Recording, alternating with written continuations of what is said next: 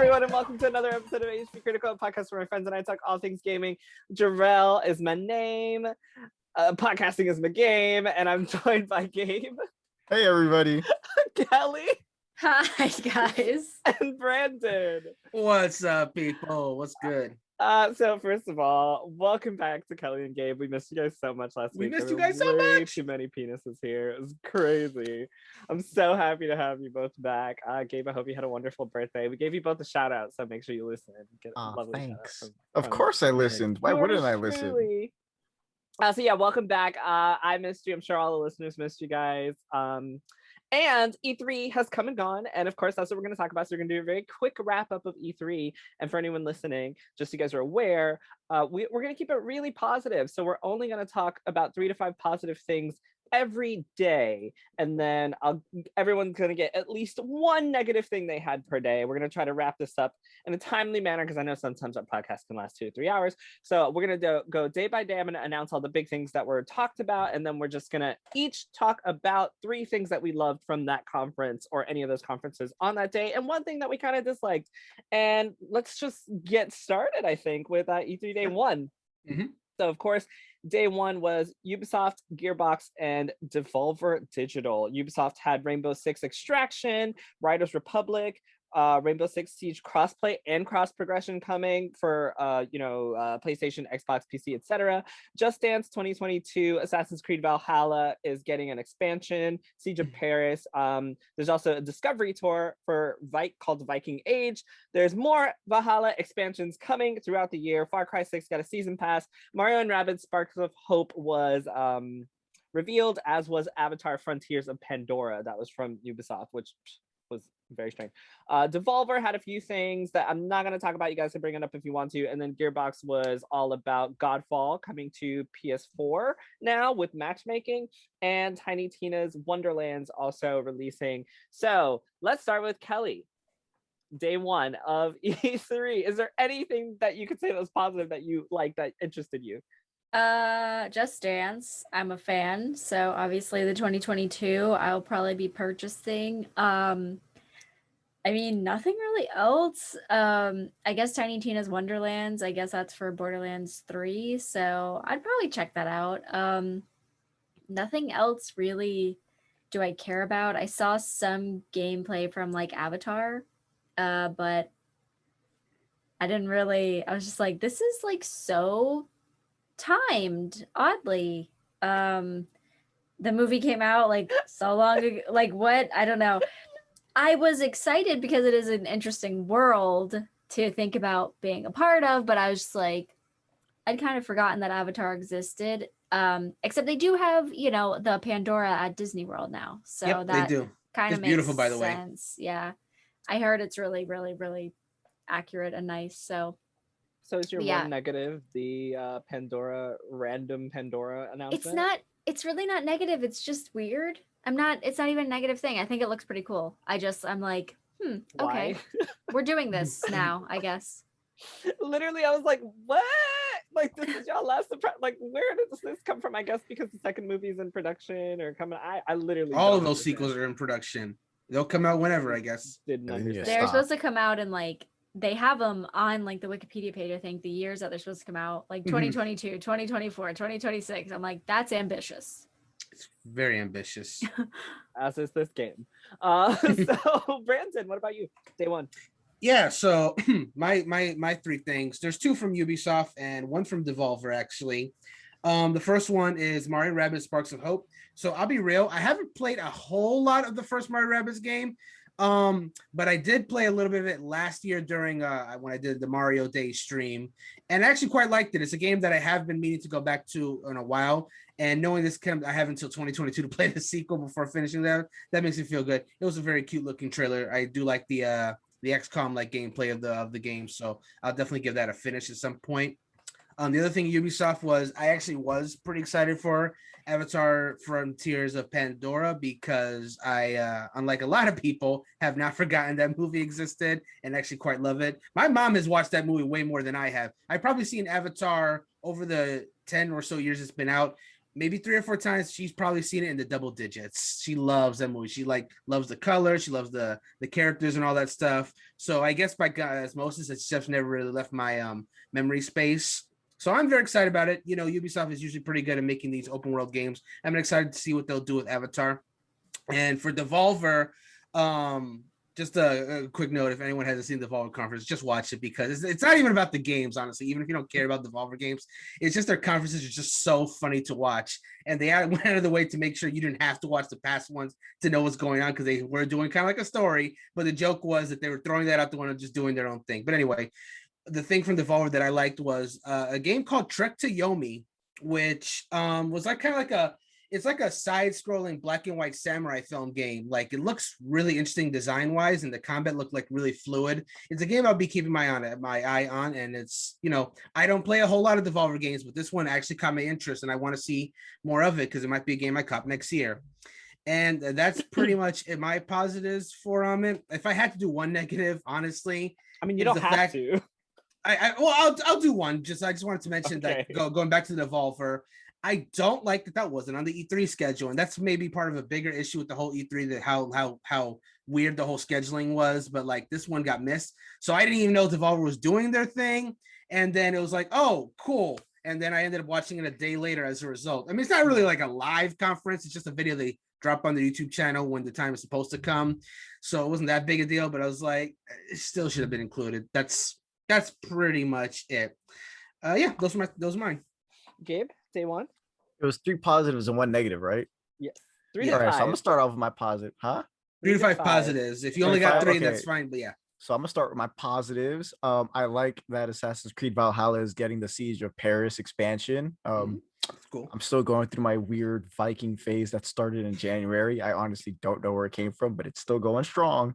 It's cool to also know that Valhalla is getting more expansions in the coming year, because Assassin's Creed is such a big game, and like I really like how they've been like kind of doing like the whole like historical side, but also like mixing in all like the mystical stuff. Like, if you play the last 2 games, Odyssey and Origins, one took place in ancient Egypt, the other one took place in ancient Greece, around that area, and like Origins was like Egypt.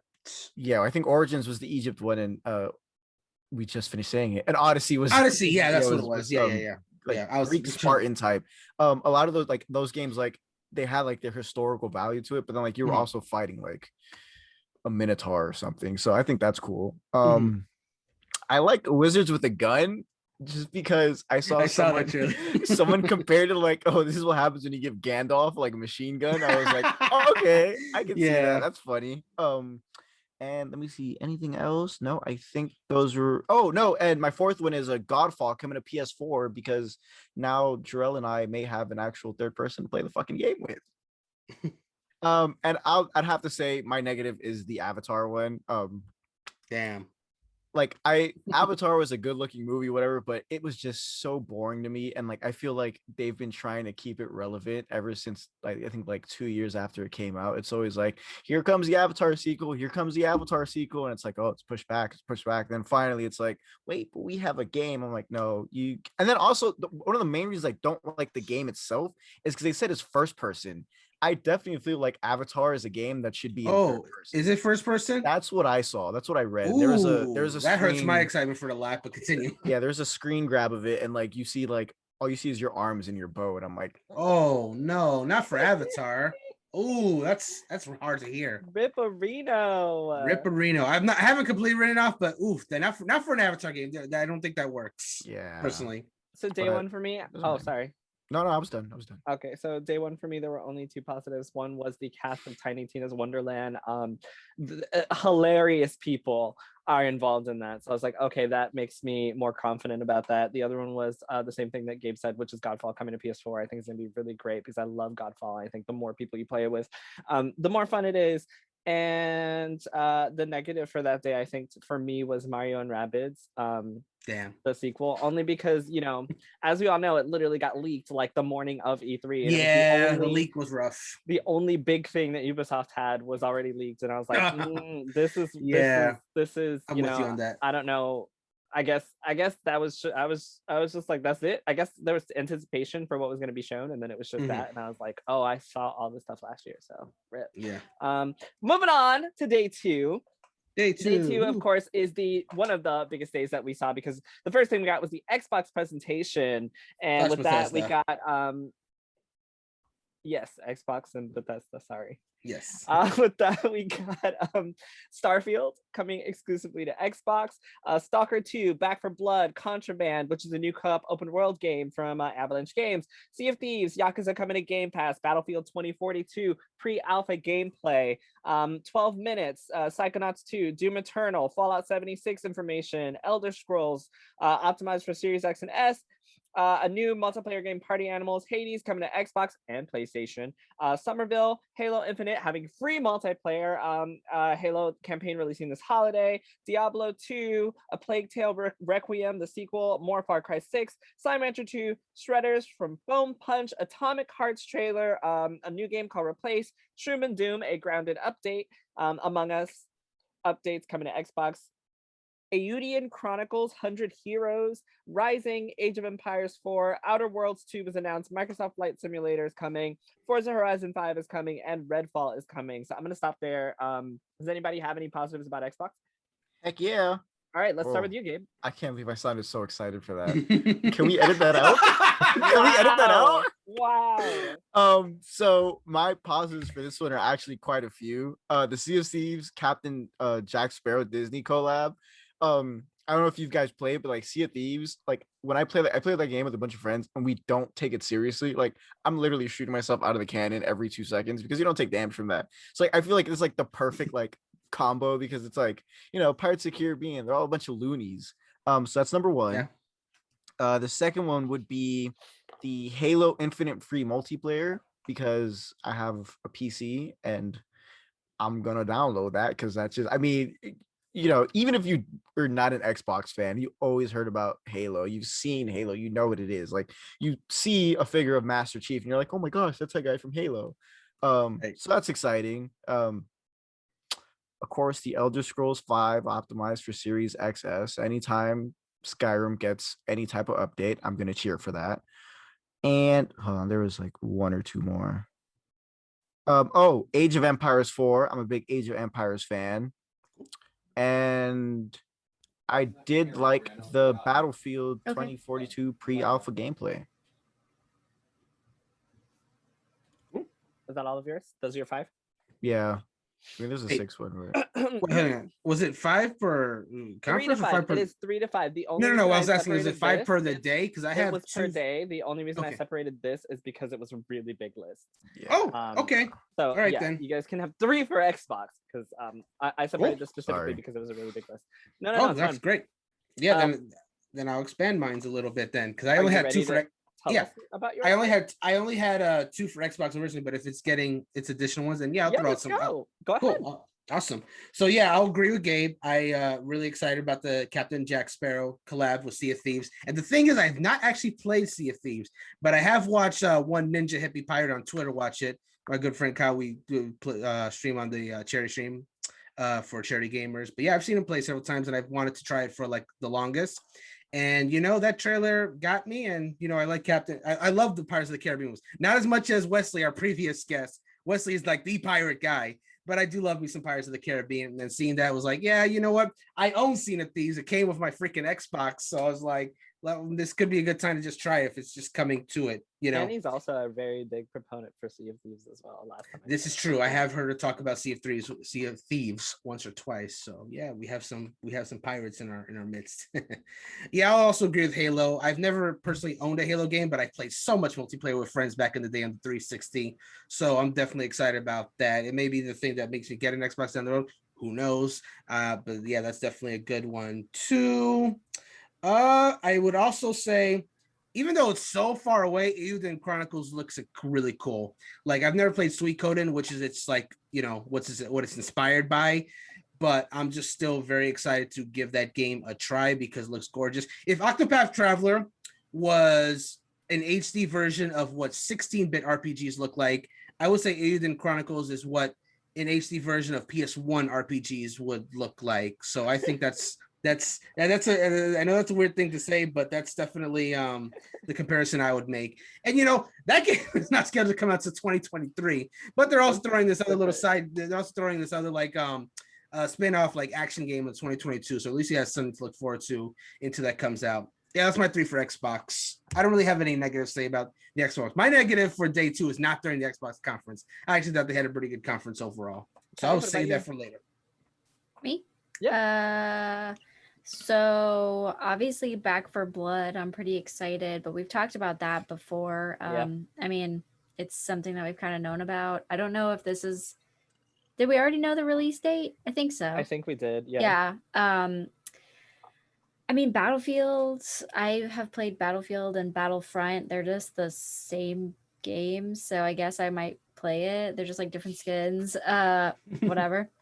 It's not a lie. Fallout 76, I'm kind of mad because I kind of wanted to start playing Fallout, maybe 76, and it was on sale on Steam. I didn't buy it, and now it's full price. I'm like, no. I'm not paying $40 for you. Sorry. I don't know. I always wanted to try Outer Worlds as well. So maybe when 2 comes out, it always looked pretty good to me. I thought wasn't it supposed to be like Space Fallout or something? I think so. I've heard similar. Space Fallout New Vegas, because it was made by Obsidian, who made New Vegas. All right, gotcha. And the last one that I was pretty excited about was probably Forza Horizon 5, just because it's coming. It looks absolutely gorgeous. It looks so good. Yes, it looks really good. It's going to be on Game Pass right away, of course. Actually, my boyfriend, because he plays Forza Horizon 4 on Game Pass, he was like, oh yeah, like Forza Horizon 5, what, it's free? I'm like, no, I pay for Game Pass. I mean, that's a good way to look at it. It's a good deal. But if you're already paying for it, then yeah, it is. It's technically not free. It's not, but technically though. So yeah, I mean, if it comes to Game Pass, obviously I'm happy, and it is. So that's me. Okay, so I had Battlefield 2042. For pre-alpha footage, it looked great, number 1. Number 2, I've never played a Battlefield game, but when I saw a fucking tornado in the middle of the map, I was like, I can push people in a fucking hurricane. Oh, I can push a fucking tornado. Like, this is the best fucking game ever. I saw people get caught in it. I was like, I just want to cause chaos on this fucking map. This looks so fucking amazing. I don't think there's ever been a game that I played personally where the obstacle's a fucking tornado, mid-map. That shit was so mind-blowing to me. I was like, oh my god, I have to play this game immediately. We should all play and throw Gabe into the hurricane.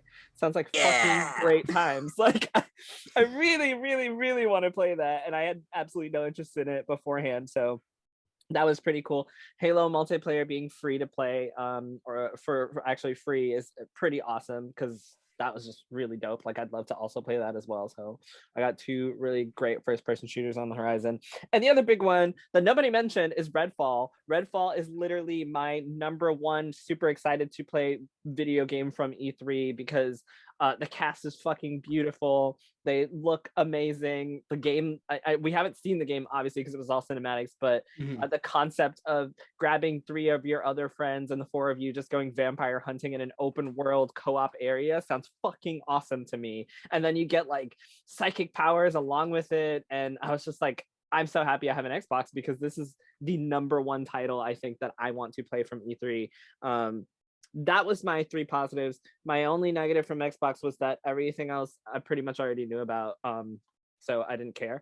Well, the other positive I will say is that a lot of it is coming first to Game Pass, which is pretty dope. Yeah. So next up, we had the Square Enix presentation, which gave us Guardians of the Galaxy reveal trailer. Gabe, why are you looking like that? Because I feel like we're all gonna have the same negative for this one. Well, there's only 1 per person, so if someone's already said it, we can move on. The Guardians of the Galaxy reveal trailer, we had the Final Fantasy Pixel Remaster coming to Steam and mobile, not to consoles for whatever reason. The Marvel's Avengers Summer and Beyond schedule was shown, which is going to include War for Wakanda. We also got some updates on the mobiles that I play, so I was pretty excited for that. Babylon's Fall, we finally got to see what the fuck that looks like after so long and what it's going to be. Now it's a games live service game, apparently. I cannot hear you. We can't hear you.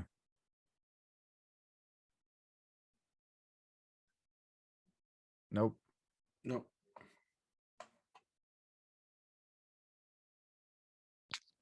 Can you hear me now? Yep. Yes, now I can hear you. It's my cat's fault. I apologize, everyone. Not looking cool, Joker. Not looking cool. Yeah, we got Babylon Fall, we got the Life is Strange Remastered Collection teaser and gameplay for Life is Strange True Colors, and of course they ended it with Stranger of Paradise Final Fantasy Origins coming in 2022. I'm going to tie in the PC gaming show with this, if that's okay with you guys. That's 100% okay. Go for it. By not talking about anything that was shown off. If there's something in the PC gaming show that you want to talk about, now's your chance. Same thing with the Future Games show. I'm going to just tie both of those in because those both also happened on day 2 after Square Enix. So if there's anything you want to toss in from those, please feel free. Kellie, can I start with you again? Anything from Square Enix or any of the others that you actually cared about? Square Enix? No, but if you wanna, I mean, are like just drop into the PC game show? Yeah, if you want. Yeah, go ahead. Dying Light 2, obviously. I feel like most of the stuff that I'm mentioning I just already knew about. Yeah, that was a big issue this year. But especially in what the PC game show did not know about was Jurassic World Evolution 2, which I really liked the first one. Yeah, so they did the trailer and I really liked, I don't know, I think it's gonna be like pretty much the same game. Like I don't know how you make a sequel to that. Just because it's like just, you know, like a builder kind of game where you just like run your park. But I really enjoyed the first one a lot. So probably be checking out Jurassic World Evolution 2. I don't know. Nothing else really. Like, yeah. I mean, you that's know all what's I crazy? They showed What? Jurassic Evolution World or whatever like 5 times throughout E3. I was like, oh my god, if I see this trailer again. It was crazy. Like, I'm excited for it because I like the other one, but like, what new are you really doing with it? Like, why make a second one? Really? Guess we'll have to play to find out. It's a good game, but Brandon? Yeah. So I got 3 for the 3 positives from Square and like 1 from the Future Game show. So I'll run through them real quick. The first one, even though they did spend a little bit of too much time on it, I'm actually very excited for the Guardians of the Galaxy game. Like, I think yeah, no, that's not our communal negatives. I'm sorry. I actually am excited for that game. So yeah, so I saw it, right? It does need work, I will say that. But as far as what the core gameplay is offering, playing a Star-Lord and like guiding the other Guardians and with the squad commands, it would be cool if could play them later in the game. That'd be nice. But I like what it's doing where you command them in battle. It gives kind of like a little tactical bit to it in addition to the character action aspect of it. And I love the choice aspect. Like, it's very Telltale-like with the whole, you threw rockets, so now he's furious at you, and that you had to throw him and whatever. But I like the promise of what's being shown. Like, I think there's a lot of promise there. I love the music in that trailer. It was fantastic.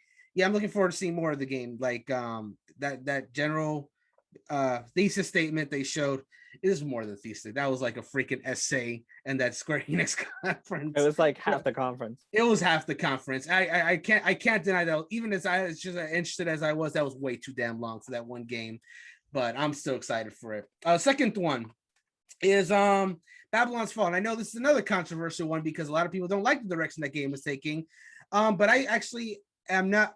I wouldn't say that I'm like against it, but I'm not for it either. I like the idea that you can play this game with friends. It's a platinum game. When Platinum is actually given time to work on a game, they do good work. The only time where Platinum's work has been substandard was when they got rushed. Like, they do like a licensed game that needed to come out in like 3 months or something like that. So the fact that they're taking their time with this, I'm all aboard with that. Live service games, I mean, I've said in many podcasts, there's a lot of those out there. But this one I'm willing to give a try, and hopefully it's like worthwhile content that they keep adding to it, and that what's in the game base is worth it, because I really do want to give this game a play with co-op. It's 4 people, so that'd be that's nice. It looks like it's gonna be fun. I'm receptive to see more. I haven't written it off like so many people have. Is all I'm saying. And what else was on Square? I still need to try that demo because I've been really busy last few days, but I really am excited for the concept of Stranger of Paradise Final Fantasy Origin. It's a neat concept. I don't have much more to say about that. I gotta try that demo, but I like the idea of it, that it's like this darker, edgier take on the original Final Fantasy. That's such a cool idea that I like. I just like the idea of it, that they're just going back all the way to Final Fantasy 1 as reference. And the other thing that I would say is a positive was in the Future Game Showcase that I don't think anyone was going to talk about is a game called Esports Boxing Club. Now, the reason why I'm excited for that is because I used to love playing Fight Night with like my cousins and whatnot. It was such a good time. But they haven't made a Fight Night game in like since like 2006 or something like that.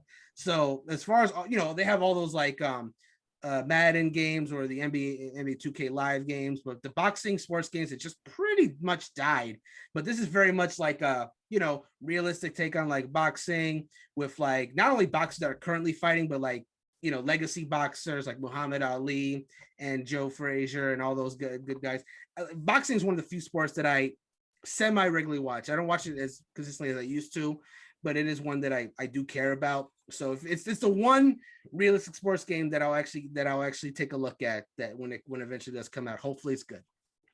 And my only negative, and this should have been a positive. It so easily could have been a positive, but man, oh man, am I not a fan of Final Fantasy Pixel Remaster not being on consoles, especially not the Switch. Like it's okay, I get it. Steam and mobile is like a popular platform for them, but like it's so obvious that the console versions would have also done well. Like Switch, has pretty much become the RPG hub. People are taking it home or playing it anywhere. PlayStation hopefully has an audience because we got a 7 remake as an exclusive to the system currently, along with 16 coming. So there's an audience for Final Fantasy on PlayStation. Even Xbox. Lately, Xbox has been seeing a resurgence of Square Enix games, like the Game Pass offerings that have been coming out lately. There's so much you can play on all those different platforms. So for them to be ignored, it's just like, I'm not even mad at it anymore. I'm just I'm disappointed. Like, it's like, you know what? When they release them on consoles, then I'll buy it. But until then, it does nothing for me. I do not want to play in those platforms for those. And that's me. The only reason I'm not too bad about the Pixel Remaster not coming to consoles is because that shit is ugly. Gabe? It is so ugly. They showed like the preview of that, and I was here with Joe, and he was like, that can't be it. That's so bad. And I was like, that's the old one. It can't look like that for real. And then they kept showing, and I was like, oh my god, this looks so bad. They only really showed in bulk the Final Fantasy 1, because I think that's the first one that's gonna be like ready. It's like one looks ugly. That's worse than pixel art. Like, I don't understand how they did that. I'm honestly, I'm waiting for what the Super Nintendo Pixel remasters look like full, because just to be perfectly honest with you, man, like the early Final Fantasy games don't look that good. Even like people really want those worse somehow. I don't want. I don't know if I agree that it's worse. It's just they've never looked that. I don't know compared to the original, because I've played the original Final Fantasy 1. Yeah, I've played the first Final Fantasy game like 5 times. Like, I haven't finished it yet because it's a long game, but like, I don't know, the original definitely looked a little bit better. It might have been the screen, it might have been something, but oh no, I mean, I feel like if you're gonna remake those games, you got to pull the Octopath Traveler, the Dragon Quest 3 art style. It's work, but I mean, they did some work to make it look worse. Revert the worst work that you did. Work to make it look worse. Yeah, I guess I gotta just take a closer look at them. I didn't think anyway. This shit is bad. I'm sorry. Go ahead, Gabe. Your turn. So my first positive actually comes from the PC gaming show, and that was the Chivalry 2 gameplay. We knew the game was coming. We've seen bits and pieces of it, but that game is like actual bonkers to me. Like, it just looks so funny for no. Like, obviously it's like team deathmatch battles and you're killing other people, but it's just like hearing people yell in old English while like you're throwing like a bow at somebody is hilarious for some reason. So there was that one. The Jurassic World 2 thingy, World Evolution 2, because dinosaurs. And that's literally my only reason. Like, there's no, it's not because of just like, yeah, dinosaurs, game's fun. Ark, Jurassic Park, give it to me. And I actually think that's it for positives.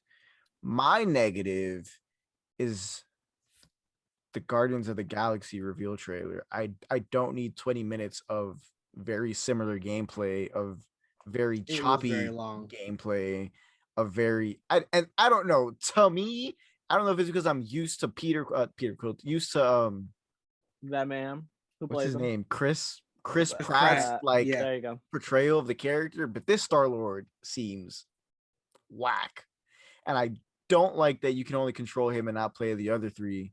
Because you could have easily made it like similar to what's it called, Ultimate Alliance, the old Marvel game where you had a party of 4 superheroes and like they all comboed whatever. So yeah, wasn't a fan of that at all. Like I promise you, I turned on the presentation and within the first 5 minutes, I was like, I'm watching the Heights because this is bullshit. Literally it. That's how it went. Watching the Heights, people. It's a good movie. Yes. Never mind. It's My a turn? good movie with controversy. It's a really good movie. And good music. Very And yeah, music. good movie, good music. Maybe we'll do a review at some point. Anyway, my turn. Go for it. Yep.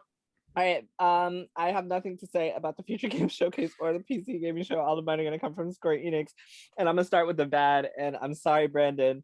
Guardians of the Galaxy looks so bad. I knew this was coming, so go ahead, speak. It looks really bad. Like it just graphically, it looks really bad. The whole thing just seems so try hard. I didn't laugh a single time. I agree with Gabe. It's like their Star-Lord is really try hard. I don't see how any of the options that they showed that you have to choose even really matter much. Like you said, they're kind of like Telltale. I highly doubt it's going to be anything like Telltale. I really feel like, at least from what I saw, okay, you throw them over there or you don't, you're going to find a way to get the bridge down either way. So somebody's going to be mad at you for a little bit. The reason why I think it will matter is just because of when that happened, there was a message that said Rocket is furious about your decision. And I think that I think a demo was a bad way to demonstrate something like that. But that's why I think they did it. I don't even know if that's going to be the final game, if I'm being perfectly honest.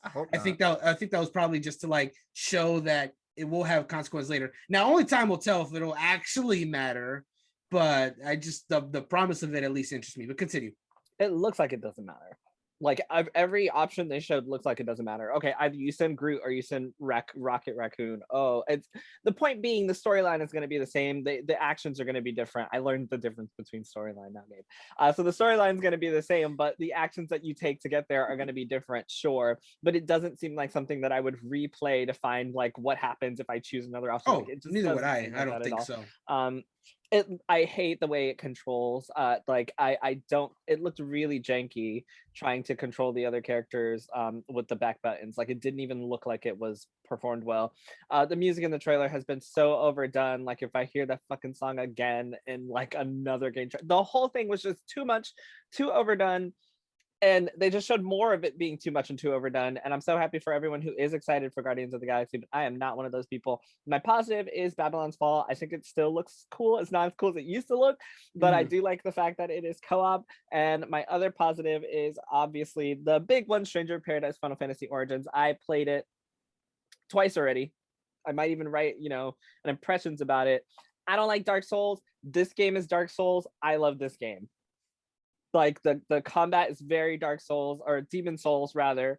And also for anyone who's complaining about what he looks like, he totally looks okay because the armor that you put on changes his appearance, and he like as soon as you change his like button down Henley, he literally looks like everyone else. Excuse me, the writing's pretty bad so far. They all just say nonsense, but the combat is so fun. I've been playing it for hours, like the demo. If you like Demon Souls, you should definitely play it. The classes are really cool. It's like it's the best mixture of Demon Souls and Final Fantasy ever. You're gonna fight classic Final Fantasy enemies like goblins and bombs and I won't spoil it, but there's a lot of lovely little classic mods of Final Fantasy. You've got your mage class, your lance class, you get the point. The game is great. At least try it out. I love that they're giving us a demo so that we can do the survey and provide feedback. It's really, really, really fun. If you don't like Souls games, you should still give it a chance. Yes. When does the trial end? Because it's. If you'd like to know, there's an article on hpcriticalgaming right now written by me that you can go check out, and it'll tell you when the demo ends. Because I don't know off the top of my head, but I wrote it, so you should go check it out. Do that. But pretty soon, I think it's not. It doesn't last very long. Yeah. So day 3, because that was day 2, right? Yeah, we just finished. Okay. moving on right along to day 3, the Mythic Games conference was apparently about Blanco's Block Party. Literally just that. And then there was the Indie Showcase, which I'm not going to go over. The Freedom Games Showcase, which I'm also not going to go over. You guys can just talk about anything that you saw there that you enjoyed. Then there was the Capcom Showcase, which had REverse going live next month, including a brand new announcement of more DLC for Village because everybody loves Village. So there's that. We got Monster Hunter Stories trailer. We also got Monster Hunter Stories collaboration with Monster Hunter Rise. And then we got information regarding the Capcom Pro Tour for Street Fighter V. And of course, how can I forget the Great Ace Attorney story overview for the new game that's coming out that was not released here. And then finally there was the Razer keynote with a bunch of really cool Razer stuff. 3 positives, 1 negative. Kelly, anything? Main thing that I'll say is just Resident Evil Village. Yes. I think that DLC will be cool. And the REverse thing, I kind of wanted to check that out when, like, from the time that we first saw it, I was like, okay, like, I'm listening. And that, obviously, honestly, the Razer things, I like Razer products. I use only Razer periffs, so that was cool to see new tech. But there's like nothing else that I have. Honestly, this cat cafe manager could be something, but I don't think it's Marissa was hyped for that one.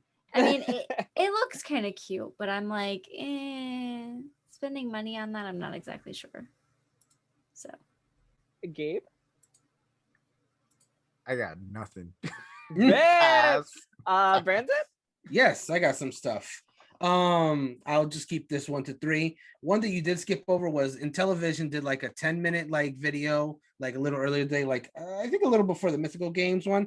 I actually do want to talk about that a little bit because I had no idea what the hell this was going to be. I was like, Intellivision, aren't they the guys that made that console in the 80s and just didn't anymore? But apparently, and I didn't even hear about this until the conference, but yeah, they're making them a new console called Intellivision Amico. And you know, it was a 10-minute presentation about this console. Short, sweet. The guy was just Tommy Tiller was just going through all of his points like pretty quick. It was probably one of the better things of that day just because of how brisk the pace was. Just talking about the console, it looks promising. It's not positioned to be like a graphical powerhouse like the PlayStation or Xbox. It's just kind of doing its own thing. Like its controllers are like, you know, has these cool directional pads, motion control, its own screen. You can play like a bunch of little cool like party games. And it's gonna have like all these different like not only like new like games that are like made for like the family, but it's gonna have like they're gonna remake like old Intellivision and Atari games to, you know, be a lot better than they used to be and look a lot better than they used to. I think it was a very promising thing. I don't know if I'm gonna buy it because it's priced at $250, which I'm gonna be real, I think is a little too high for something like this. That is definitely meant to be appeal more to like the casual consumer. But I was interested. Like it was enough that I wrote an entire article about the damn thing in HPCritical. So you guys want to hear more about what the Intellivision Amico is? I went into a like exhaustive detail about that presentation, so you guys can check it out there. That's the first thing. The second thing I'll mention is during the Freedom Game Showcase. I'm gonna just focus on one game in particular, but I will say that the Freedom Game Showcase was actually really charming. Like me and Marissa were both watching that live, and we're just like, "Oh wow, these games are like actually really nice." There's just like it was just a nice, charming display of like a bunch of games that we just like really liked. The one that caught my attention though was a game called Dark Deity. Dark Deity is definitely inspired by Fire Emblem. Like if you just look at the Dark Deity trailer, it reeks of Fire Emblem, but kind of like in more like Western fantasy setting, but still with the whole same, you know, characters have multiple classes. You can level them up. You can get like a whole bunch of different characters. They die, they're gone. You know, it's definitely inspired by Fire Emblem, and that's most of the reason why I'm into it. Currently, it's only confirmed for Steam, but I'm hoping it does come for other platforms. But it was enough that I'm watching it. And the last thing, which showcase was this in? Oh, the Capcom showcase. Yeah, you know me. I love Ace Attorney. Everyone who's listening to this podcast knows I love Ace Attorney. I was so excited to see that gameplay video. Like, I could do without any more story gameplay because, you know, that game is built around story. I don't want to know too much about it. But I did like seeing the gameplay that Ace Attorney is going to have. You get to work with Herlock Sholmes to go through his deductions. Like, he makes a deduction. It's not completely wrong, but it's not quite right either. And you have to just kind of like figure out where his little holes are. You just got to like correct him so that you and he can work together and come to the right solution. And both of them do like the most stylish pose, like they're going like they're just like snapping while they're coming to the deductions. And by the end, they both in sync just go like they snap together. It's so great. And then the fact that you interview multiple jurors at the same time and try to like, you know, present stuff that will change their opinion so that, you know, the jurors will find your client not guilty. Wow. Find your client innocent. So yeah, I love Ace Attorney. It's a wonderful series. I love these new mechanics they're adding. Can't wait to see how it gets implemented in the final game. And that's me. Yeah. Oh, I'm sorry. The negative for the thing was that so many of these conferences were just boring, man. That's all I'm gonna say. Like we had to obviously I managed to find some good nuggets. That was my 3 positives. But I was just sitting there taking notes for all this during this. So I was like, I'm dying. I could be writing something. I got to note all this stuff. I have more to say about that if we have time to talk about E3 as a whole, but I'll just leave it at that for now. Well, I'm pretty much like Gabe. I didn't care. The only thing that did stand out for me was Ace Attorney. I thought her Electrums was hilarious, and I like that you can, you know, weigh the scales like you said. So that was cute. I never thought I'd play one, and then I saw that. I was like, well, I guess I'll buy this since there's nothing else shown today to entice me. Guess I gotta go buy this one. So day 4 was all about the Play for All showcase, which I'm going to not talk about, and then Nintendo, which pretty much took over the day. We had the Direct and then we had the Treehouse right after, so I'm just going to talk about what Nintendo had and then we'll go over that, and then if we have time we'll talk about E3 as a whole. Whoa, excuse me. So I'm looking at this list now. I have nothing to say about either Yuriko or the Play for All showcase. Like everything I'm going to talk about is Nintendo. All right, so speaking of Nintendo, we have the first announcement was Kazuya Mishima coming to Smash as DLC, of course, from Tekken. He's going to have his own special presentation later. Life is Strange Remastered Collection is coming to Switch. Guardians of the Galaxy also coming to Switch as a cloud version. Worms Rumble, Astria Ascending, 2 Point Campus, Super Monkey Ball Banana Mania, Mario Party Superstars, Metroid Dread, Cruisin' Blast, DBZ Kakarot. We got more information on Mario Golf Super Rush. Monster Hunter Stories 2 gameplay. Wario Get It Together is coming. Shin Megami Tensei 5 information in the trailer. Danganronpa Decadence, a collection of the 4 games is coming. Fatal Frame, Maiden of Blackwater coming. Doom Eternal DLC coming. Tony Hawk Pro Skater 1 and 2 is coming. Strange Brigade is coming. We got more on Mario and Rabbids Sparks of Hope, the new one that was introduced during Ubisoft. Mm-hmm.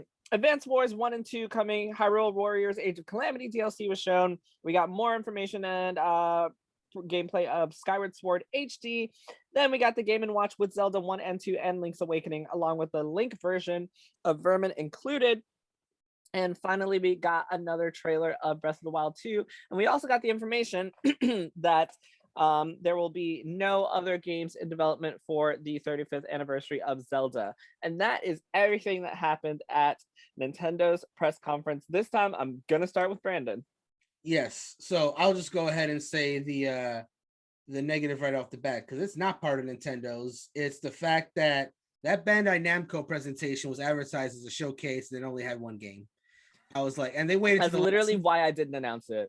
Yeah. It was House of Ashes. Like 5 minutes. House of Ashes. Yeah, that would have been fine if they just said, "Hey, House of Ashes." But you go on that E3 schedule, it did not say that. It said Bandai Namco showcase. We tuned in and it was that. So not cool, guys. It's not that I'm not interested in House of Ashes. It's just that was a sucker punch for me. So that's it. So all 5 of my positives are for Nintendo. I'll just Kazuya's cool. Danganronpa's cool. Those aren't part of it. I just wanted to mention that. But yeah, the first one that I have to mention is Mario Party Superstars. Oh my God, I'm such a big Mario Party fan. And like the fact that this is taking the concept that was in Mario Party, the top 100 of the best mini games, but no boards, and it's on the 3DS. That was a good idea executed badly. But this one, it's on Switch, so people can actually play it together because it's on a home console. It's 100 mini games plus boards from the N64 era. Freaking great. Awesome. It's going to have online play. I'm just so excited for that. I'm just like a huge Mario Party fan. And for this one to be literally taking what made the original ones great and just kind of like, remastering it for a modern audience again with online play so more people can play it together. I'm just incredibly excited for that. There's a day one. I'm gonna play so much of that. Second one is Metroid Dread. Yeah, dude. I played Metroid Fusion, which was the last like game in the series, and like they said it's been 19 years since the last game in the series. For those who don't know, Prime is a spin-off that takes place in between 1 and 2. So there's been new Metroid games since then, but the last one in like the mainline story was Fusion, which came out in 2002. And we're now in 2021, and we're finally getting Metroid 5, which is Dread. So I'm finally happy to see what happens next, because Fusion was kind of a cliffhanger that we're only now finally getting resolved. That I'm very happy to see what happens next. Like, the Dread is going to be great, and they say it's like the end of the Samus storyline. I don't know what the hell that means, but I'm excited for Metroid Dread because I really do like the 2D Metroids. It's going to be exciting. The third one for me is I love seeing the gameplay for Shin Megami Tensei 5. I'm even more excited for that game now that it's using the UI for Tokyo Mirage Sessions, which I absolutely adored. And like the world is like so open, you can see the demons on the overworld now.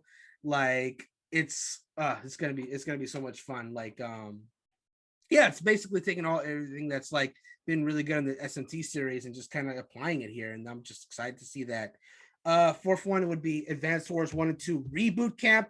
I'm a diehard fan of the Advanced Wars series, and that series has been dead since 2008. So the fact that the first two games are coming back in Switch form, I'm like, Intelligent Systems is not even the one making it. This is being done by Way Forward with guidance from Intelligent Systems. And I was like, damn, Intelligent Systems be making nothing but Fire Emblem now. But that's okay. Hey, as long as Advanced Wars comes back in any form, I'll take it. And it'll be fun. It's gonna have online play too, so I get to like go against other people in the tactics online. Like, dude, I love Advanced Wars so much. I'm just so happy that it's finally back. That was a huge pop-off moment for me. This game finally returned. And the fifth one, I know Gabe is gonna mention as well, but yeah, freaking a gameplay trailer for Legend of Zelda Breath of the Wild 2, or whatever it will end up actually being called. You know, I had no expectations about this game coming out in 2021. I just didn't. All I wanted from E3 was just gameplay, to know that, hey, this game isn't working out. We have something to show. They showed it. I'm satisfied. And there's lots for just in that trailer alone that we can speculate on. Gabe did an article about it where his speculations, but we could on it. What's up? What are you gonna say? The article was about the news of it being presented. Yeah, I didn't do a true. speculation article yet. Well, you touched on it a little, but to piggyback off that, if we wanted to do speculations based on that trailer, that could fill a podcast in itself, because there's a lot to go on there. Obviously, that ain't this podcast, but I'm just excited for what we see. There's a lot of possibilities with the sequel. I can't wait to see more. That's all I'm gonna say about that. For me, it was a very pretty good Nintendo Direct. I had a lot of stuff there that I cared about. It was tough to choose Ls 5, which is why I stuck in two honorable mentions. But you know, that's me. Kelly? I'm not like a super huge Nintendo fan. But I mean, I would play Mario Party Superstars for sure. I think that could be really fun. I used to play Mario Party on my 3DS a lot. It was always pretty fun. Nothing else really for me except for that Fatal Frame Maiden of Blackwater. I knew it. Yeah. That shit looks so creepy. I was like, I don't even, is it like The Grudge? Like, what is going on? Like, it's heavily based on The Grudge, like Japanese yeah, horror specifically. It was really creepy to me. Like, I don't even know if I could play it. It just like, it like is gross. I don't know. Kelly, I believe that game is also coming out to PC as well if you want to play it there. Like, it's not a exclusive. I might. I don't know. I'm like, it might be too scary for me. Like, it looks really creepy. What? It looks really creepy. I hate like the water, like long black hair, like the Ring or The Grudge. That is like, that will evoke something primal in me that I am not ready to address. So like, I don't know, but I think I would probably check it out if it came to PC, but I'm like, it looks pretty like horrifying in my opinion. But I think it's just like, I think the creepiness would kind of like wear off maybe, because it's like, yeah, maybe. I feel like it's pretty one-dimensional. But I'm still like, I'd probably watch some more gameplay trailers. I'm sure they'll have more. Yeah, I'm sure. It was Is that it? originally on Wii U. I'm trying to see where the That's consoles is it. coming I on. don't- You know, it's so I funny. don't- When I was watching, I was like, "Oh my god, Kelly!" And then Oh, I yeah, was it is like, coming to she PC. played Outlast. She can play this, and now you're telling me that you've got this issue with this God. thing, and I'm like, "Oh well, now I want to see you play it even more." I don't. Yeah, it I'm looking looks at this. pretty creepy, to be honest. It is it's literally coming everywhere. That's crazy. Switch, PS4, and 5, Xbox One, Series X, and PC. Wow. Gabe, do you want to go? I'm gonna start with a negative. Okay. Go for it. My negative, I don't know if this is cheating, is actually the DLCs. Really?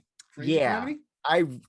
I feel like Kazuya, like his trailer was Oh. kind of, one, it was too long, and then two, like, I don't know, it felt very like it was boring.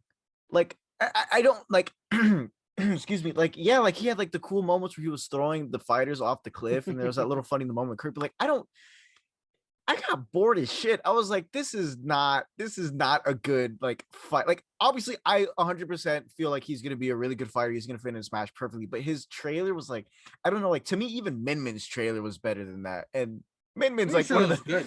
Min Min was like one of the most hated DLC characters in Smash, but I didn't like it. And then Hyrule Age of Calamity's DLC. I mean, yeah, we got new information. Like, we have Link with nunchucks now. We apparently get to play as a guardian, like one of the big guardians. That's cool. And you know, we saw Zelda on a bike. Oh, fucking hot. But like, cool. also like that trailer. I'm sorry, you should have seen me. I was fangirling. Like, I saw the bike. I'm like, oh my gosh, they're bringing the bike back. And then like they showed Zelda's foot. I was like, oh. And then they showed Zelda. I was like, oh my god. How'd you know it was her foot? What have you been looking at? Because Link and Zelda wear different boots. You can tell whose boot Okay. it is I when gotcha. you see it. This is, yeah, I was like, oh my episode God, but, 69 question. How do you know? But yeah, That's but, over. like I definitely felt like that trailer moved like too fast. I was like, okay, we're getting on this stuff, but one, you're not saying anything, and then two, you're just showing us like 2 seconds of it. And yeah, that was my negatives. My positives. The Oh, Fatal two Frame. seconds? Oh no, you said DLC. Yeah, it was one. It was 2 in 1. The Fatal Frame. But now I'm kind of not excited for it, because if Kellie's gonna be scared of it, then I'm definitely gonna be scared of it. Although I do believe that the Switch version is gonna look a lot less scary because of graphics. So I might get it on Switch for that. Fatal Frame. The what is it called, Brandon? The Mario Super Party. What is it called? I'm sorry. Mario Party Superstars. Why can't I find it? Yeah, Mario Party Superstars. This one definitely got my attention a lot more than the Super Mario Party, whatever that came out. And so yeah, I'm gonna be buying that one day one too. My third one was, where'd it go? Was the Super Monkey Ball Banana Mania. Oh yeah, that was cool. I love those games. They're just like, to me, they're really quirky games, so it's gonna be cool to have those. The fourth one, I lost it again. I'm literally looking right at it and I can't see anything. The fourth one is probably there we go. Metroid Dread. I'm also really glad Brandon kind of broke down like how the games work, because when they said Metro 5, I was like, well, what? Metro Prime Form isn't out yet. So I was very confused, but thank you for clearing that up. Yeah. And then of course the fifth one, which I won't go into too much detail, the gameplay for Breath of the Wild 2, the sequel, which I believe is going to be called Return to the Sky. I'm putting it out there now just in case. But yeah, I think, but my favorite part of even that reveal trailer wasn't necessarily the gameplay, but it was how happy the director looked. Like, if you looked at it, he smiled when he was like, we're finally bringing this to you. And I feel like the poor guy has been like just beaten. Like, I don't know if he obviously has a Twitter, but like I feel like he's like, oh my gosh, the fans won't shut up about the trailer. And it's like, look what we have for you. So it was a really nice trailer, really beautiful. We had a long-haired Link, or everyone's saying we don't know that's Link, but I'm just saying, look at the first Breath of the Wild trailer. They don't show Link's face either. They did the same thing in this trailer, so that's 100% Link. It just looks so big. Like, Hyrule's always been a big world, and then we got Breath of the Wild, and it was like the most expansive, biggest open world highway we ever have. But now, like, you look at the trailer and you're like, oh my gosh, you get to go into the sky and you're on the ground, and they even showed off like new little, I guess, mechanics to it. Like you have the bad guys working together now. You have like some of the bokoblins riding atop of stone talos. I don't know what the hell Link was shooting with his firearm. But yeah, it's just the game. The trailer definitely showed a lot more than I thought we'd be getting this year. Yeah, it's like, I think it was just the right amount. Again, I wasn't really expecting a lot. Can you still hear me? Yeah, we can still hear you. Yeah. I think it was just enough. Like, I think the trailer itself was like 2 minutes long, or 1 minute 49 seconds. Yeah, so it's almost there. So like that's Oh, we can't hear you now. Okay, he was just testing his mute. Yeah. Yeah. I think it was just enough. Like, this game is, again, not coming out until next year. It's still a ways away, and that's probably all they could show. Like, that's probably the state of it. It was just enough to like let people know this game is still being worked on. It's not like so early in development they couldn't show a thing. It'll come out next year. It'll probably be late next year, and that's fine. I just want to see it. I think one of the things that excites me the most is that this game's going to be good and it's going to be big. And part of that is because, they said it, they're not working on any ports coming. So you have the full Legend of Zelda game dedicated, the full Legend of Zelda team dedicated to this game. Yeah. That's cool, I guess. I mean, I still have my 3DS and my Wii U, so that's why that news didn't hit me like a truck. Yeah, I do too. Yeah, I was like, I'm okay with that because the games look good. Like, the 3DS ones look good on the 3DS, and the HD ones look good on the Wii U. So I'm like, you know what? As long as I still have them, I'm okay. I'm sorry for the people that don't have them. I know Christy's one of the ones who was hoping for the ports. Yeah. I just really hope that even if it's not this year, I really hope Wind Waker in particular gets another chance. I was mentioning how like, is that another negative for you? No. I was telling, like, it's a positive because, like, you kind of know that this game is going to be so big and so expansive because it seems as the entire Legend of Zelda team is working solely on the sequel to Breath of the Wild. Mm-hmm. But the whole we're not doing anything else for the 35th anniversary, surprisingly, like, I thought I was going to cry when I heard that because, like, I felt it coming in my jellies. But then, like, they said it and I was like, oh, I'm okay. I'm surprised to hear that, but that's cool. Me too. I thought I was gonna like break something, but I was like, oh, I'm okay. I guess that. You can get the game watch. I'm gonna talk now because we're running out of time. My bad. No, it's fine. You guys went on lovely Zelda tangent, so I learned something about what I'm about to say, which was my negative, which was that there was nothing coming from 35th anniversary for Zelda, which I'm pretty sure people might be surprised that that's my negative. But that is my negative because I actually wanted to play some of these games for the first time, and knowing that I can't play them on the Switch is very disappointing. I don't care how big Breath of the Wild is, honestly. Legend of Zelda Breath of the Wild 2 or whatever it's called. I literally don't care. I'd much rather be able to play at least 2 to 3 of those titles that I've not played before on the Nintendo Switch. So that was probably the most unsatisfying portion of the Switch presentation. So I'm happy Gabe was okay with it, but I was not. Someone's listening to this and they're like, hold on, am I in the right universe? Did we I know. Somewhere? Did I go to Earth too?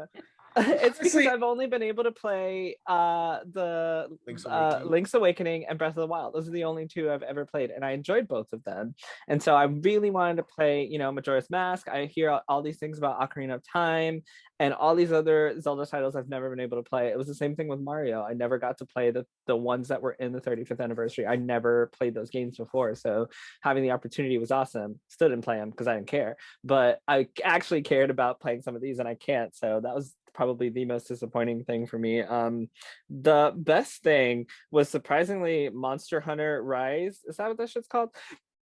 I didn't know that game looked like that at all. I had no idea what the gameplay was. Wait, you're talking about stories too, actually? Yeah, sure. That's what it's called. Thanks. Okay. I didn't know what the gameplay for that was like at all, because every conference just showed like trailers, and then Nintendo actually showed what it looked like, and I was like, oh, is that how this game is played? It's like a fucking turn-based RPG. Let's go. I'm actually much more interested in it. I thought it was like button mash bullshit again. So bad on you guys for not showing me that's what it was. Not you guys, like the people, the E3 people. They would Nintendo show the gameplay though. Like, that's why it's so important that they do that, because so people can actually know how these games play. Exactly, because I didn't know that's what it looked like until then. Metroid Dread looked pretty cool. and I thought Kazuya coming into Smash was dope, and that was it. So now that we've wrapped it up, we got 10 minutes left for you guys to each tell me how you felt about E3 overall. I'm gonna give y'all 2 minutes each. Okay. Cool. Yep. Starting with Kellie. Go ahead. Of course. So I felt like most of the things that I was excited about, I already knew about, save for like maybe one or two. But that's because that's what I was looking forward to seeing. Like, I don't really think I cared or paid much attention to other stuff just because whatever, unless it was like Jurassic World Evolution, because dinosaurs, or like some creepy lady with black hair, and that caught my attention. Like most of the other stuff, I feel like I just kind of skimmed. I don't know. I wasn't really wanting to give it my full attention because there were things that I was like, I want to see, but most of the stuff, it was like repeats or like stuff that I just like we would never even play, and some stuff I was like pleasantly surprised, like Mario Party Superstars. I was like, oh shit, yeah, like I haven't played a Mario Party game in ages, probably 10 years, but I mean, I'd definitely pick it back up now that I have a Switch. I haven't played a lot of, to be honest, lately, any games at all because I have kittens, but I think that if I had the time again, I'd probably pick up some of these games. Like, I wasn't wowed. It wasn't necessarily bad. I wasn't like wowed. Like, there was nothing released that I was like, holy shit. Yeah. Like, nothing new. And like, I don't know. I guess Avatar was new, but it's not really new. It's just from a movie. Like, it's not like, what's new? A new story, not a sequel, not a movie franchise already. Like, what's new? Not a remaster, like, I just, nothing really like was new to me.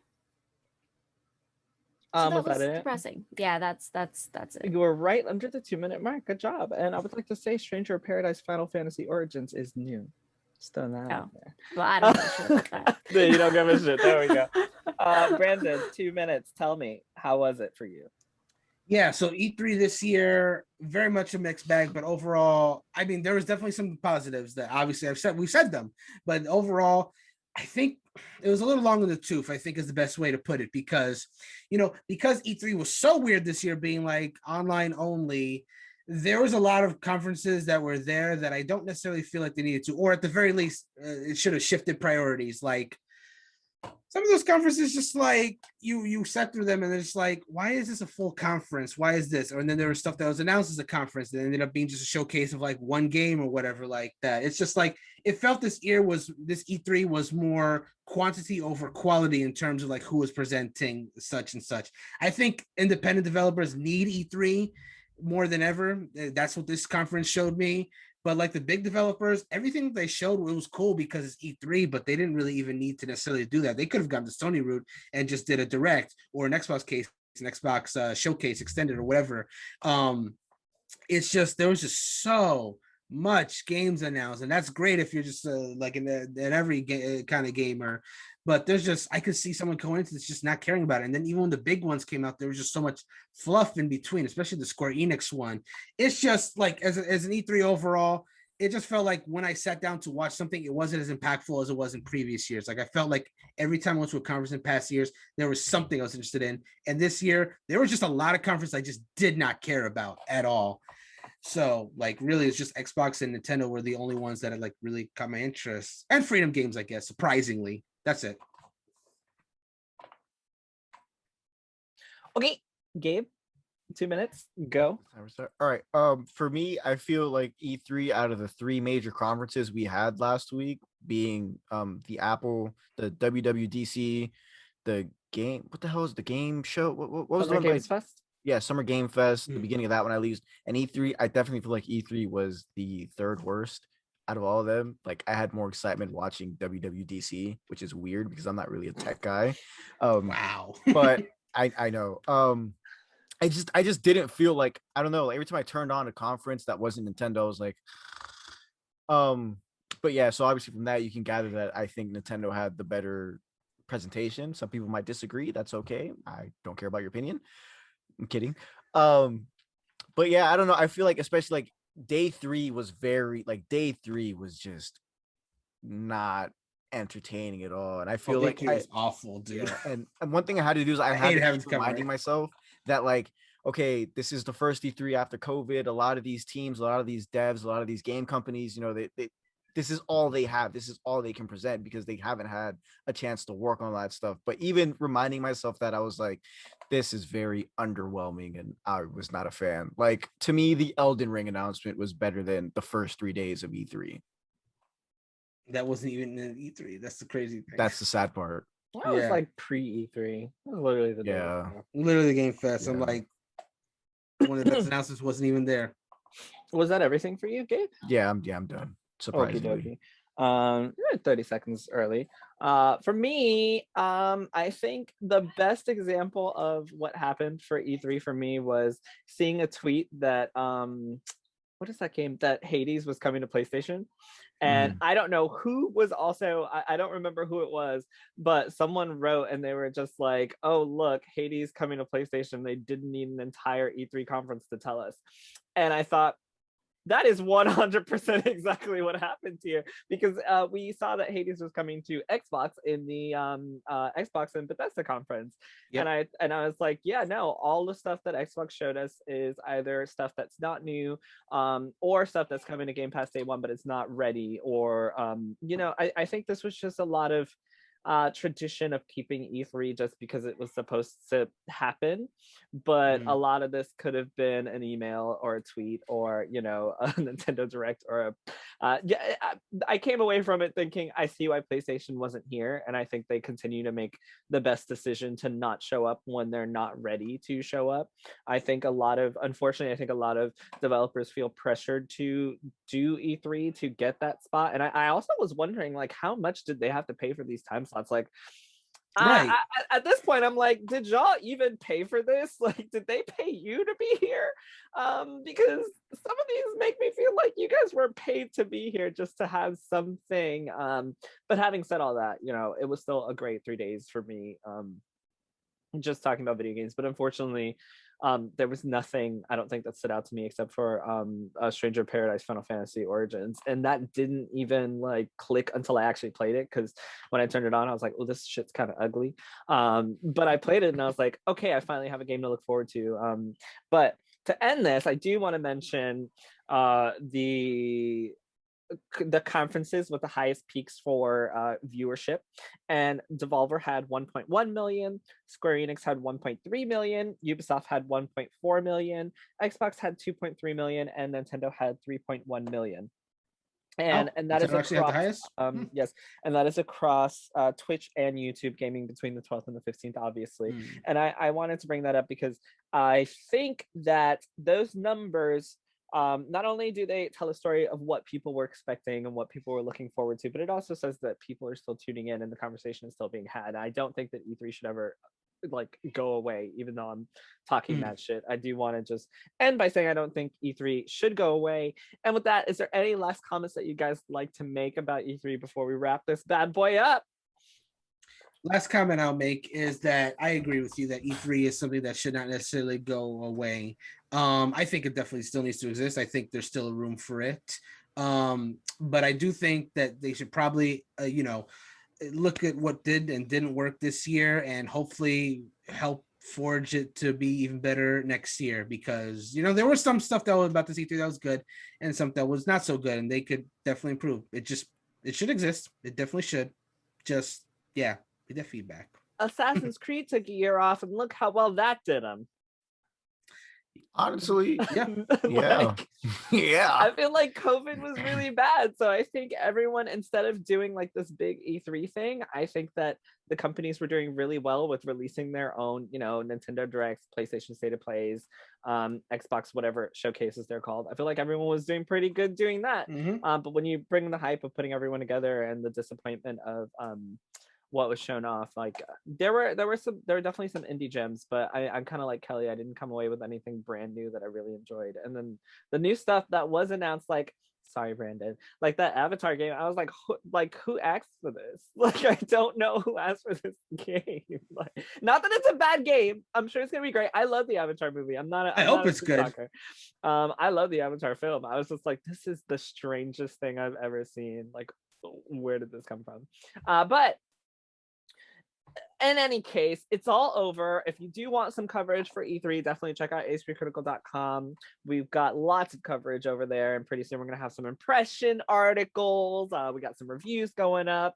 We got your resource for all the videos from E3. A bunch of stuff's gonna be up there, so definitely check it out if you have not. hpcritical.com.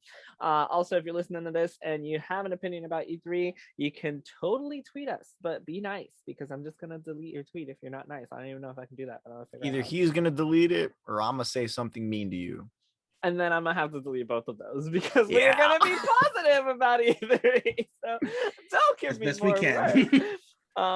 So check out hpcritical.com. You can obviously reach us all on Twitter, or at the website hpcritical.com. Next week I'm probably going to read out that really shitty email that we got, because I love reading out really bad emails. They make me laugh. We're also most likely going to have a special guest who's a wonderful developer, so stay tuned for that. And with that, I think we're all good. So good night, everybody. Hey, good night, everybody.